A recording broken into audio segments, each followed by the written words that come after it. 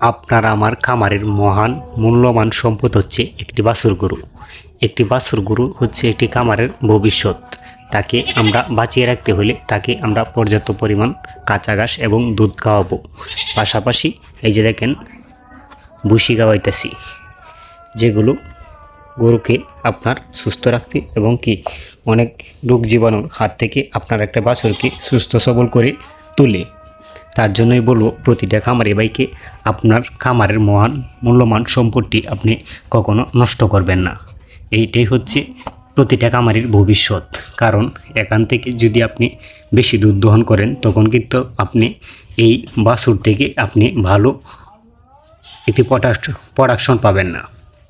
যখন তার মাংসের গ্রোথ ঠিকভাবে হবে না, সে যদি একটি বকনা বাছুর হয় তাহলে তার অধিক দুধের গাভী হবে না।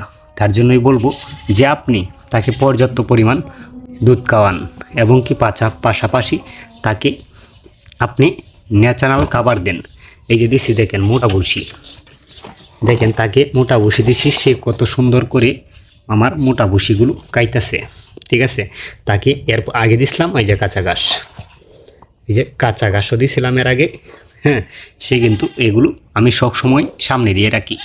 আপনি সবসময় বাছুরের সামনে এগুলো দিয়ে রাখবেন, তাহলে আপনার বাছুরটি সুস্থ সবল থাকবে এবং কি কোনো রোগ আক্রান্ত হবে না।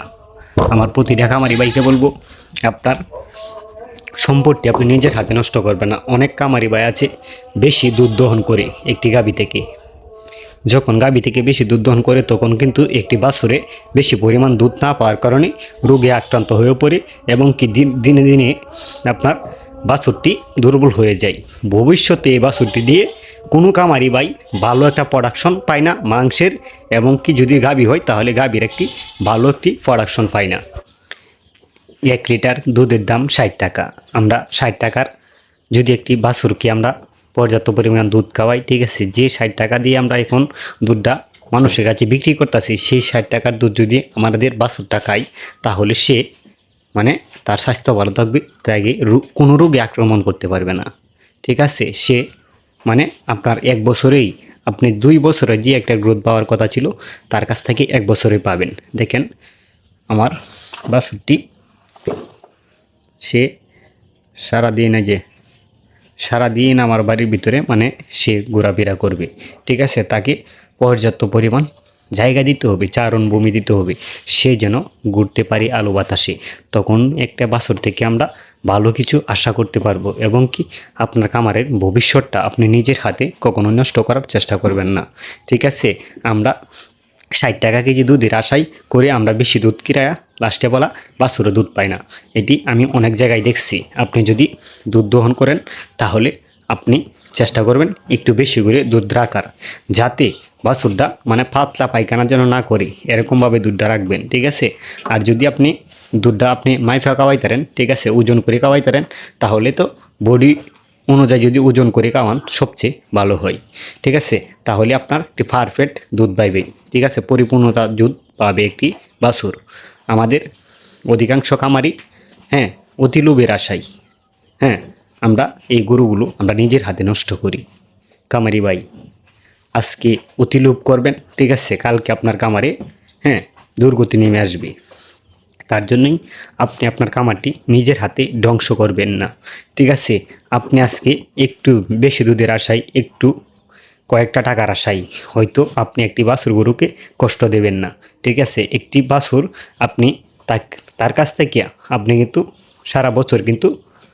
সারা বছরে একবার একটি বাচ্চা পাবেন। আর যদি সার বাছুর হয় তাহলে আপনার দ্রুত কিন্তু মোটা তাজা হবে। সে যদি মানে ঠিকভাবে যদি তার পুষ্টিহীনতায় যদি না ভোগে, একটা বাছুর যদি পুষ্টিহীনতায় ভোগে তখন কিন্তু সে বড় হয়ে কিন্তু ভালো একটি মা হয় না, এবং কি সে যদি ষাঁড় বাছুর হয় ভালো মাংস ধরে না। আপনি বেশি মাংস ধরাতে চান তাহলে আপনি তাকে দুধটা অন্তত ঠিকভাবে রাখবেন, পাশাপাশি তাকে সবুজ কাঁচা ঘাস এবং কি পাশাপাশি ভুসি দিতে পারেন। এগুলো দিয়েই পাশাপাশি ভুট্টা দিতে পারেন, তাহলে আপনার বাছুরটি কোনো সময় রোগে আক্রমণ করবে না এবং কি সুস্থ সবল থাকবে। ঠিক আছে, যেখানে ছিল আপনার 2 বছরে যতটুকু আপনি তার কাছ থেকে দুধ পাইতেন হ্যাঁ, তার কাছ থেকে ওজন পাইতেন, ঠিক আছে, সেই ওজনটা আপনি 1 বছরেই এই বাছুরটা থেকে পাইবেন যদি আপনি বেশি করে দুধ খাওয়ান, বেশি করে তার যত্ন নেন, ঠিকভাবে তাকে কৃমিনাশক এবং কি তার দুধটা ঠিক রাখবেন, ঠিক আছে।